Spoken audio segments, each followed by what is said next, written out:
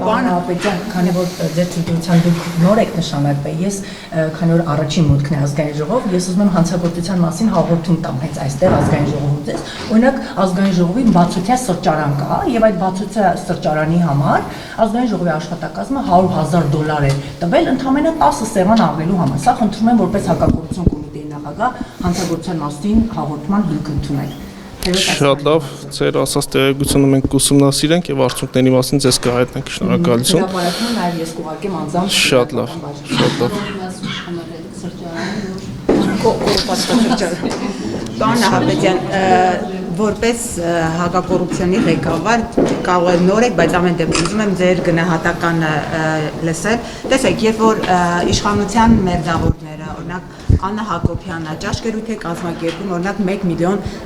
գումարով գործարարների եւ բարեկամաբար հրավիրում։ Դուք այստեղ կոռուպցիոն ռիսկեր տեսնում եք եւ ընդհանրապես դուք ունեք իրավասություն, օրինակ իմ քայլը հիմնադրամը ստուգելու, այնտեղ բացահայտումներ անելու, թե ինչ որ կաշկանդվածություն կա։ Որևէ կաշկանդվածություն հակակոռուպցիոն կոմիտեն հայտում նաեւ ես չունենք որևէ դեպքի մասով, եթե ունենում ենք տեղեկություններ հանցագործության վերաբերյալ, թե օպերատիվ հետախուզական գործիքակազմի կիրառմամբ եւ թե համապատասխան հիմքերի դեպքում նաեւ վարույթ նախաձեռնելու եւ արդեն քերադատավարական օրենսգրքով սահմանված կարգով կիրականացվի համապատասխան գործողություններ, այդ թվում նաեւ նախաքննություն։ Տեսեք, նախընտրական շրջանում շարունակվեց։ Չէ, բացապես դուք կոռուպցիա տեսնում եք այդ գործընթացում, այսինքն կոռուպցիա։ Ես չեմ կարող, ես կներեք, բայց չեմ կարող հիմա հասկանալ, թե դուք ինչ նկատի ունեք, ինչ դեպքի վերաբերյալ է ձեր հարցադրումները։ Ճաշկերույթներ ամեն դեպքում պարտադրված, երբեմն այդ մասին ասում են, ճիշտ է, հրապարակավ խուսափում են, բայց ամեն դեպքում օրինակ 1 միլիոնով կամ հիմա այդ ճաշկերույթը ավելի բարձր գներով, այդ ամեն ինչի մեջ կոռուպցիա կա թե չէ։ Ամեն դեպքում ես ուզում մեկ անգամ եւս նշեմ, որ թե դատախազությունը, թե հակակոռուպցիոն կոմիտեն իր գործունեության ընթացքում բարբերաբար մոնիթորինգ է իրականացում, այդ թվում նաև մամուլի հրապարակումներ է ուսումնասիրում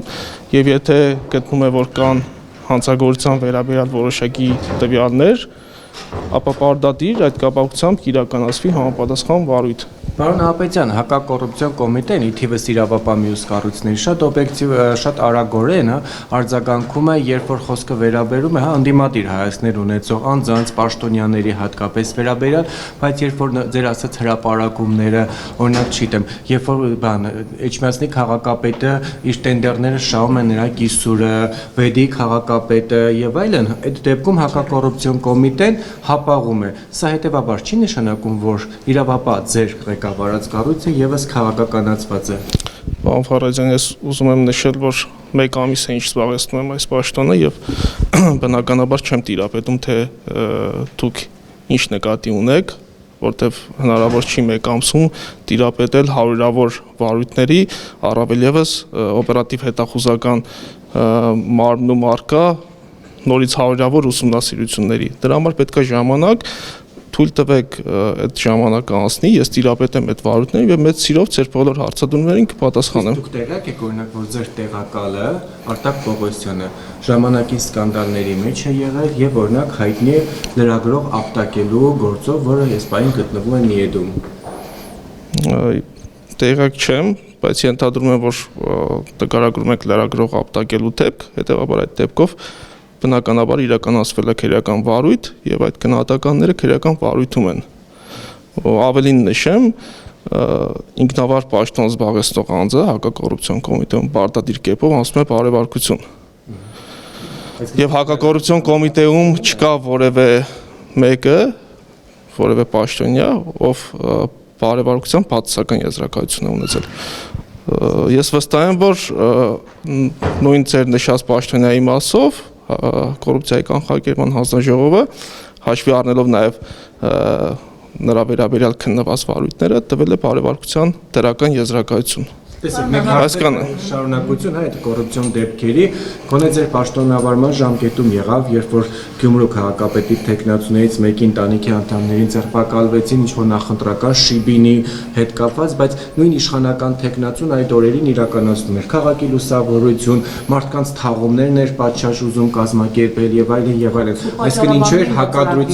հակադրության մեջ չէր մտնում եւ ձեր ասած դուք այդ ժամանակ արդեն որպես հակակոռուպցիոնի նախագահ դա չեք տեսել, երբ որ մի դեպքում, երբ որ խոսքը գնում է ընդդիմադիր տեխնացուի մասին արագ եւ օպերատիվ արձագանքում է, իսկ երբ որ իշխանության տեխնացու է, իրենց սարիկն է, իդեպ սարիկը ձերն է, թե չէ։ Ես ծեր հարցի պատասխանելով նշեմ, որ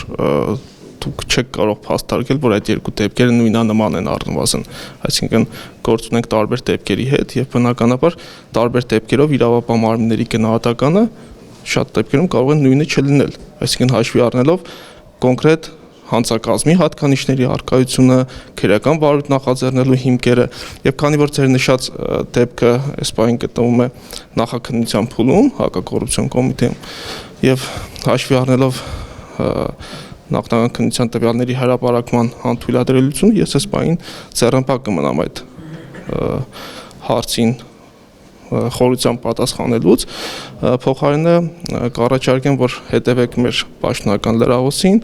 քանի որ այդ վարույթները ավարտելու դեպքում պարտադիր կտրվեն համապատասխան հաղորդագրություններ իսկ հետագայում եթե այդ գործերը վարույթները փոխանցվել դատարան նաև դատալսումներ կլինեն հրապարակային եւ կծանոթանաք այդ մանրամասներին եւ ըստ այդմ նաև հետեւություններ կանեք թե այդ դեպքերը արդյոք նույնական էին թե նույնական չէին Պարոն Հակոբյան,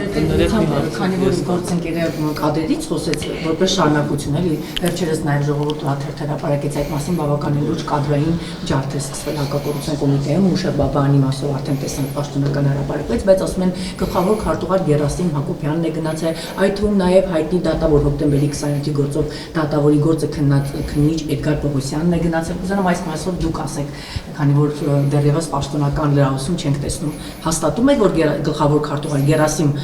Մկրտչյանը գնացել է եւ ինչ խնդիրներ կան իրեն անունը կապվում է հայտնի գազի գողի բանդայի հետ եւ այդ թվում նաև հայտնի քննիչ Էդգար Պողոսյանը Էդգար Պողոսյանը այս պահին գտնում է արձակուրդում վարչության պետ, եթե նկատի ունեք վարչության պետ Էդգար Պողոսյանին, ապագայում չեմ կարող ասել կվերադառնա թե չի վերադառնա, ամենադեպս այս պահին Էդգար Պողոսյանը գտնում է իր հերթական արձակուրդում։ Ինչ վերաբերում է աշխատակազմի քարտուղարին եւ նաեւ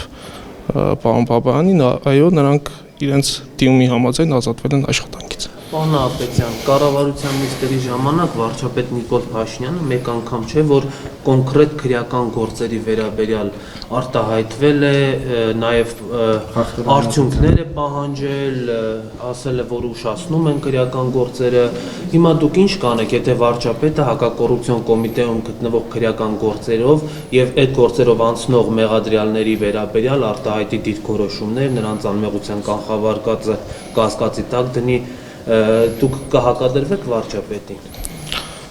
Ես կարող եմ միայն նշել, որ այո, հակակոռուպցիոն կոմիտեում կան վարույթներ, որոնք քննվել են մի քանի տարի եւ այս պահին էլ քննվում են եւ իմ նշանակմամբ առաջնահերթ խնդիր եմ համարել տարիներ շարունակ քննվող վարույթներով վերջնական դատավարական ակտեր կայացնելը։ Այսքանը կարող եմ ասել։ Իսկ իմ հարցի հետ կապված ինչ կասեք, վարչապետը միջամտում է այդ վարույթներին։ Ես միջամտելու որևէ դեպք չեմ նկատել։ Իմ պաշտոնավարման ընթացքում ամենադեպս։ Դուք մի կառույցի ղեկավար եք նշանակել, որ նախկին ղեկավարին SMS-ով հեռացել։ Ես այդ հարցին ախր արդեն պատասխանել եմ մի անգամ։ Չունեմ ոչ մի մտավախություն, որևէ մտավախություն չունեմ։ Շնորհակալություն, Ստեսին։